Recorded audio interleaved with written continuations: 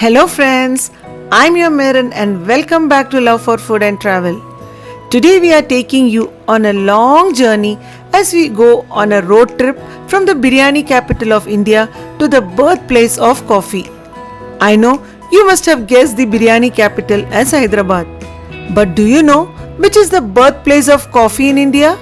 Yes, it is Chikmagaluru and it is also referred to the land of coffee. In this video, we will cover the road trip journey till Chikmagaluru, the route we took, the problems we faced and where we stopped for food.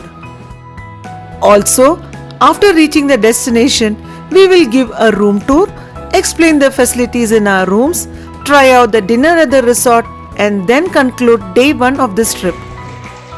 Also, do not miss the behind the screen footage at the end of this video. So please stay tuned. If you are a foodie and interested in travel videos, then you will definitely like our videos on the channel as we cover all the major places and restaurants in Hyderabad and also have a playlist dedicated to travel. The distance from Hyderabad to Chikmagaluru is around 650 kilometers. We started from Hyderabad at 5:30 in the morning and straight away hit the ORR expressway.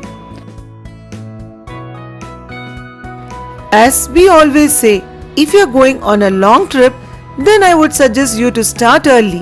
This will give you a head start before the morning traffic. Right after exiting the ORR expressway, we could see a thick blanket of fog which is unusual here. But soon we realized that it was actually smog which got cleared once the sun came out. We drove straight for 2 hours covering 120 kilometers before we stopped for our first break for breakfast. Hotel Udupi Sri Krishna was a decent veg restaurant and we ordered some vada, 2 plates of dosas and puris. We love to have Udupi style breakfast during our road trips. They are light and fresh and we can hit the highway in the next 30 minutes. We completed whatever we ordered and finally had filter coffee. I would say that we really like the breakfast and would recommend this place. After paying the bill, we were back on the highway cruising at a good speed. Till Kurnool, the roads were like butter smooth. We were able to cover a lot of distance without tiredness. After that, we had to take Andhra Pradesh State Highway, which was still good, but had to maintain low speeds. We also saw a lot of pilgrims walking towards Shiva temple and the count kept on increasing. Soon, we had to stop at a railway gate at a village called Aspari in Andhra. We had to wait for 15 minutes for the goods train to pass by.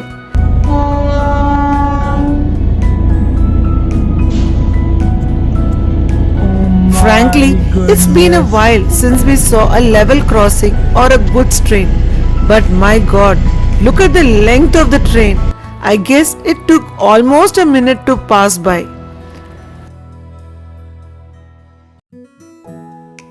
By this time, it was already 11 in the morning and we had covered around 300 kilometers from Hyderabad. We thought since we had already covered half, the rest of the journey would be very easy. But as you will see, the real problem will start from here on. We travelled further on the state highway and was about to reach Bellary in Karnataka. It was already 12:30 and we decided to start looking for a place to have lunch. Boys were particular that they will have only non-veg and we were looking for restaurants. But we were able to find only veg restaurants everywhere. Finally, in the town, we found a good restaurant called Roots and decided to have lunch there. We were all excited and everyone had some non-veg item in their mind.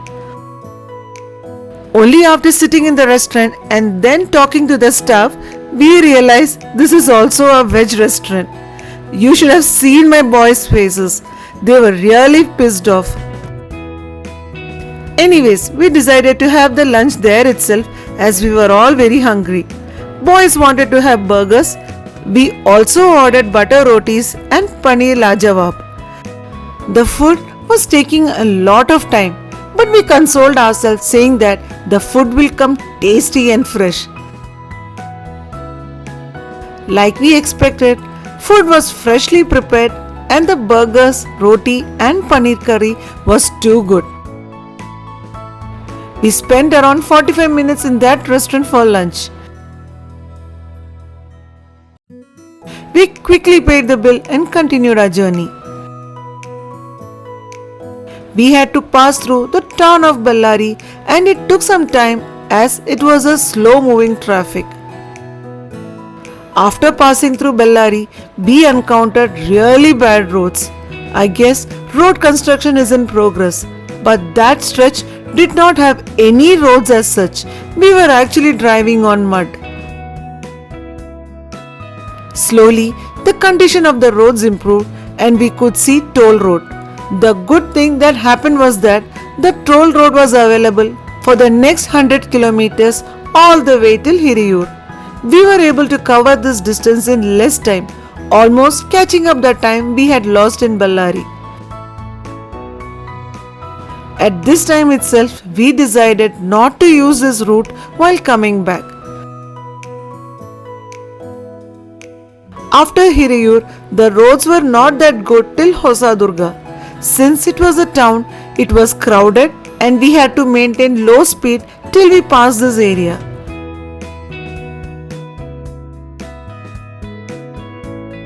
After Hosadurga, we again encountered a long patch of rough road where road construction was in progress. By this time, it was already 4:15 and we had already covered 570 kilometers from home. Now we had to cover less than 75 kilometers to Chikmagaluru and we were confident that we would do it before 5:30 pm. On our way, we encountered another railway crossing, but this time this was for Vande Bharat and we were able to move ahead very quickly.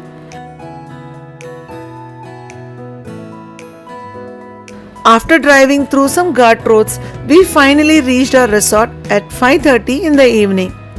So from Hyderabad to Chikmagaluru, we took 12 hours to reach our destination, including all the breaks.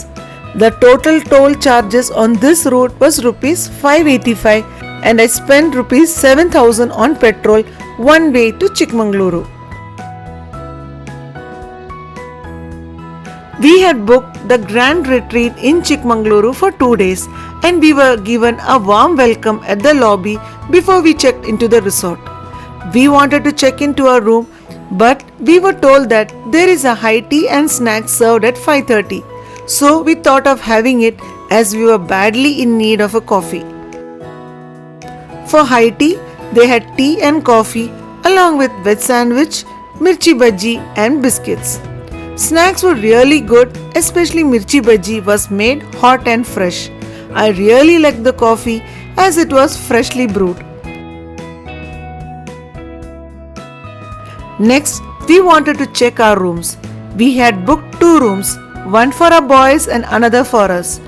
First, we checked into the boys' room. Their room was fairly spacious with sofa, dining table and a really good bed. The main highlight of this room was a full-size jacuzzi attached in the bathroom.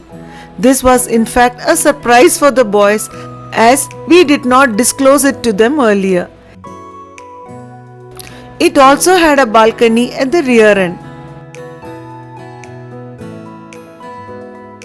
Next, we went to our room to check out the facilities.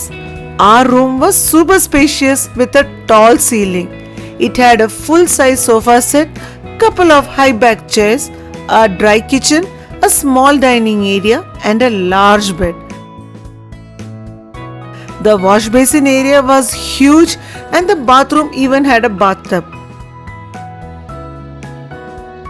But the actual highlight of this room is that this is a pool villa, meaning that each room had a dedicated private pool attached to it. Though it was almost 6:30 in the evening, we really couldn't wait to get into the pool. So we quickly went into the pool and spent some time there. I need to admit that initially it was cold, but slowly it became normal. We usually prefer a pool villa as it is fun to be with family. We stayed in the pool for an hour or so, tried out different styles in swimming.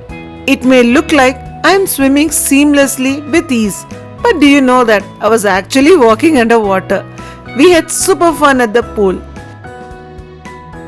After spending an hour in the pool, we got ready and went to a coffee roasting session that was arranged by the resort. Stage to drink. High caffeine is there, so that's why sports lovers, gym lovers, in their pre-workout and post-workout, they use only this coffee. Resort staff Mr. Shabash explained us the different types of coffees and also the significance of Chikmagaluru coffee in India. It was really informational and we got to know more about coffee in this trip. Then we went straight to the dinner arranged by the resort.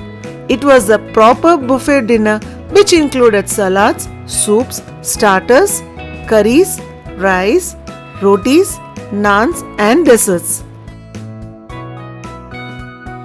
In fact, they had kept veg and non-veg dishes separately, which was very thoughtful. First, I took some corn salad, pineapple salad and some green salad. I also took veg clear soup in a bowl. Next, I took some veg starters like gobi 65, mushroom salt and pepper, followed by non-veg starters, chili chicken and then veg pasta. I had starters and pasta and I really liked them all. Then I took some rotis along with curries like butter chicken masala, bindi curry and a paneer curry. I also took chicken biryani, raita and chicken ghee roast. Rotis along with curries were really good, but chicken biryani was just okay. After having delicious and authentic biryanis in Hyderabad, it has now become difficult to appreciate any other biryanis. I also took few desserts like cut fruits, pastries, fruit custard and others. All the desserts were delicious. Since we had a long day today, we wanted to complete the dinner and rest for the day. So friends, this was our day 1 vlog from Hyderabad to Chikmagaluru. On day 2, we have some plans for sightseeing and also a coffee plantation walk, which we will be covering in the next video. Hope you liked our video. Please do like and share this video to your friends and family who are interested in food and travel. Until we meet again in another interesting video, be happy and keep smiling.